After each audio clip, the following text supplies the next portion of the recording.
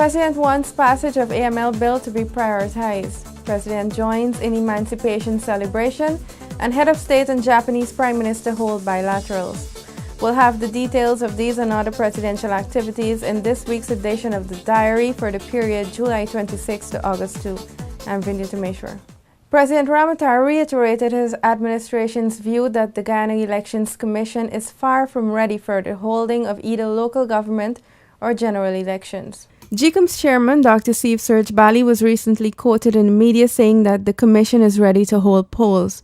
However, the commissioners representing the PPPC have indicated to the government that this is not the case, and were elections to be called, thousands of Guyanese citizens will be disenfranchised. GCOM itself is saying that from the time when you're announcing local government or elections, we need 6 months. And you tell me how prepared they are. The president informed that the government, on the other hand, has always been prepared for elections. We have to be ready, and we have to always be ready for any elections because of the fact that we do not have, we have a one-seat minority in the parliament. The joint opposition has one seat over us. Therefore, it means that at any time they can pass a no confidence motion.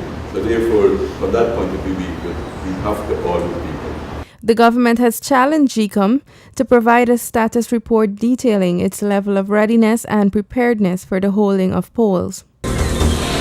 Despite its importance, the passage of the anti-money laundering bill has again been placed on the back burner.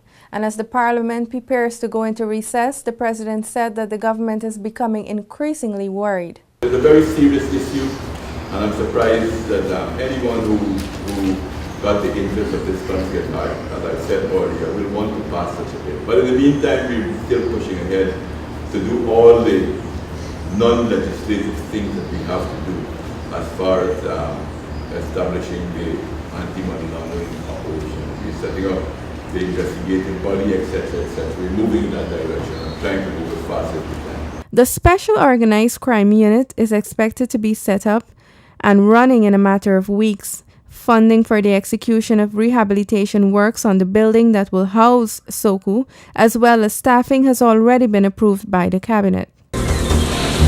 You're watching The Diary, where we have been recapping the highlights of the president's weekly activities. More after the break. Guyana is set to achieve the goal set by the United Nations Children's Fund UNICEF of universal birth registration by 2015. The General Register Office has launched an intensive campaign. It has decentralized its services to specifically cater to the needs of residents living in the interior location. Bedside registration is also done in several public hospitals. There are now 200 registration centers operating in the 10 regions. Citizens are urged to ensure that all births are registered. In an effort to respond more promptly to citizens, the Home Affairs Ministry has launched an online crime reporting system which allows citizens who possess or have access to cell phones, computers, or other devices with internet connections to report criminal activities. Citizens can get instant access to security personnel on BlackBerry Messenger via 280-4E429. Reports of corruption can also be made on www.ipaidthebribe.com. These reports can be made anonymously. Guyana as a tourist destination continues to receive international acclaim. The reputable National Geographic Traveler has named Destination Guyana as one of the must-see places in 2014.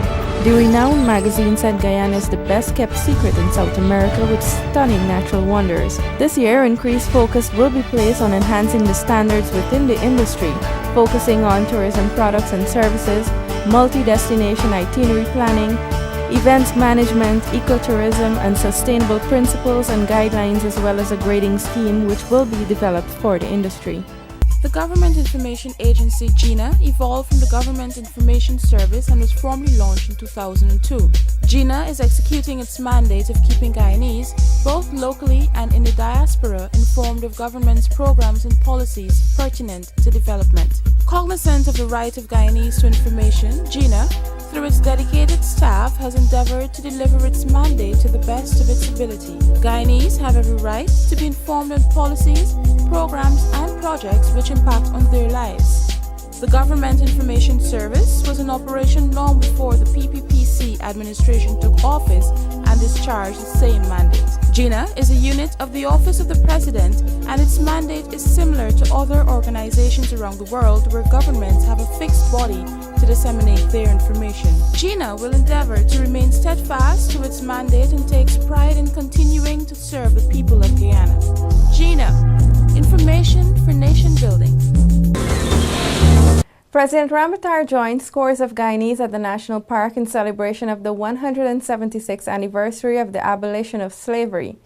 In his emancipation message, the president said that the end of slavery is one of the major blows that was struck for independence from colonial rule. Emancipation is perhaps one of the most revered of national events, as it is a celebration of the end of one of the most oppressive systems known to mankind. Slavery saw human beings being bought and sold as commodities and forced to work under the most inhumane of conditions. When I commemorated in the history of our country, emancipation, it was the first and I moving from position of broken chains and dealing now oppression. with golden dreams. So it's a very important date. So, although we have different origins, you must know that this is our history. So the history of the African history, the history of the Guyanese people, the history of the Indian people, the history of the Guyanese people, the history of the native people, history of the Guyanese people. It's all of our common history now. Some communities kicked off their celebrations 4 days in advance of August 1st, with libations and other spiritual ceremonies in honor of their ancestors who suffered the horrors of the transatlantic slave trade and slavery as a whole.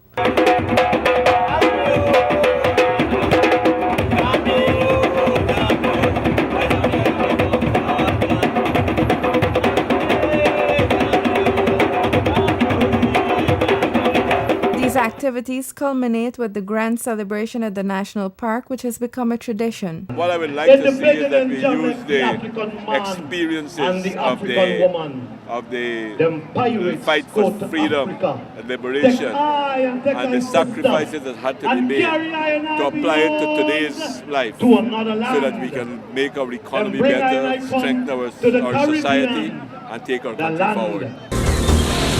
President Ramotar attended the first Japan-CARICOM Heads of State Summit in Port of Spain, Trinidad. This meeting was held at a time when the region is celebrating 2014 as CARICOM Japan Friendship Year to mark 20 years since their first formal engagement in 1993. The discussion between Japan's Prime Minister Shinzo Abe and CARICOM heads were centered on the vulnerabilities faced by CARICOM member states towards achieving sustainable economic growth, strengthening the relations between Japan and CARICOM at the bilateral level, and enhancing cooperation at the multilateral level. President Ramotar expressed his appreciation for Prime Minister Abe's recognition of the developmental challenges of CARICOM member states, particularly the issue of graduation, which has seen those member states now qualified as middle or high-income countries no longer being eligible for concessional loans and grants from international financial institutions. In their bilateral meeting, the leaders of Guyana and Japan took the opportunity to reiterate their desire to enhance the relations of the two countries. President Ramotar referred to renewable energy, infrastructure, and science and technology as areas where Guyana could benefit from Japan's expertise and assistance. It was agreed that the two sides would pursue these and other areas of cooperation in the near future. More of the diary after this break. Parents with school-aged children will achieve a measure of relief with the provision of $10,000 per school year for all school children in the public schools. This from the 2014 budget is in addition to the school uniform voucher, which will continue to be distributed. The importance of road linkages in Guyana's hinterland to propel economic growth and improve access to services is fully recognized. To this end, Budget 2014 has allocated $1 billion to rehabilitate critical interior roads, including the Linden to Lethem Road. The 2014 national budget has allocated $32.3 billion for education as government continues to emphasize the sector, which has undergone significant transformation in response to the emerging needs of society. A message from the Government Information Agency. The Government Information Agency, GINA, evolved from the Government Information Service and was formally launched in 2002. GINA is executing its mandate of keeping Guyanese, both locally and in the diaspora, informed of government's programs and policies pertinent to development. Cognizant of the right of Guyanese to information, GINA, through its dedicated staff, has endeavored to deliver its mandate to the best of its ability. Guyanese have every right to be informed on policies, programs, and projects which impact on their lives. The Government Information Service was in operation long before the PPPC administration took office and discharged the same mandate. GINA is a unit of the Office of the President, and its mandate is similar to other organizations around the world where governments have a fixed body to disseminate their information. GINA will endeavor to remain steadfast to its mandate and takes pride in continuing to serve the people of Guyana. GINA, information for nation building. President Ramotar said that the Speaker's move to send Finance Minister Dr. Ashni Singh to the Privileges Committee is strange and biased, and maintained that the restoration of the disapproved funds was done within legal and constitutional parameters. The President said that the withdrawal of the $4.5 billion from the contingencies fund was a decision that was taken by Cabinet provided for under Article 218(3) of the Constitution, as well as by the ruling of the Constitutional Court. Ashni Singh was not acting on his own. This was a decision of the Cabinet of which I chair. The Parliament went through this process in 2012 and 2013. So this is not something new. The very Speaker participated in this process in 2012 and 2013, along with other members of the Parliament. And in 2012, we even had a discussion and a decision of the Constitutional Court on this matter. So there is no question about illegality and unconstitutionality of the actions that were taken. These were things that were ruled upon already. Therefore, at all times, we have been working legally and within the framework of our Constitution. The head of state said that officials elected to certain high offices must adhere to standards of professionalism regardless of their political or other persuasions. The opposition likes to talk about the rule of law and operating within the confines of the law, but we have a decision of the Constitutional Court on this matter, and yet we have such a ruling. But I haven't heard him saying anything. I think the PPP Civic side wrote to the Speaker, I haven't heard him comment on it, to take 2 members to the Privilege Committee as well, Kemraj Ramjatan and Cathy Hughes, for conflict of interest in relation and pecuniary interest for not announcing their interest in the Amida Falls area and in the building of the hospital, the specialty hospital.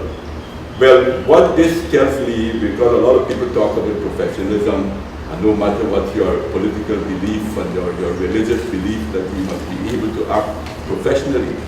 But it seems to me that this Speaker coming from the opposition benches, with all of these facts staring you straight in the face, I don't know how we can say that he's acting professionally in that regard. The head of state said that the restored funds with which the opposition has such contentions are going towards critical areas to ensure the smooth functioning of the society, and the welfare of the Guyanese population as a whole is not in any way obstructed. With much being said about the pre-qualification of suppliers of pharmaceuticals, President Ramotar reminded that the awarding of contracts are done strictly by the National Procurement and Tender Administration Board and not at the level of the Cabinet. They have criteria to follow, and they follow the criteria, and this is what they come up with. But you still are now suggesting that they should bend the rules a little bit to give somebody else. You have to probably judge from the point of view of whether you have the danger of quality of drugs or what you're getting compared to other things. That is something also you have to take into consideration. But maybe, but the thing we have to do is probably encourage broader participation, get more people to apply, say get more people up their standard, and maybe hopefully that the next time some of those who probably meets the criteria will beat them, and we'll have more people. The contract for the supply and delivery of pharmaceuticals and other medical supplies and consumables in the health sector was awarded to the new GPC Inc. after the two other applicants failed to meet the criteria set out by the evaluation team. The president reminded that the other two applicants who did not meet the criteria for the contracts and who have been airing their objections in the media have the right to appeal the decision. And that's all we have for you in this week's diary, but before we go, these were some of the highlights. President wants passage of AML bill to be prioritized. President joins in emancipation celebration, and head of state and Japanese prime minister hold bilaterals. Do join us again next week for another program when we will bring you more of the president's activities. Thank you for watching.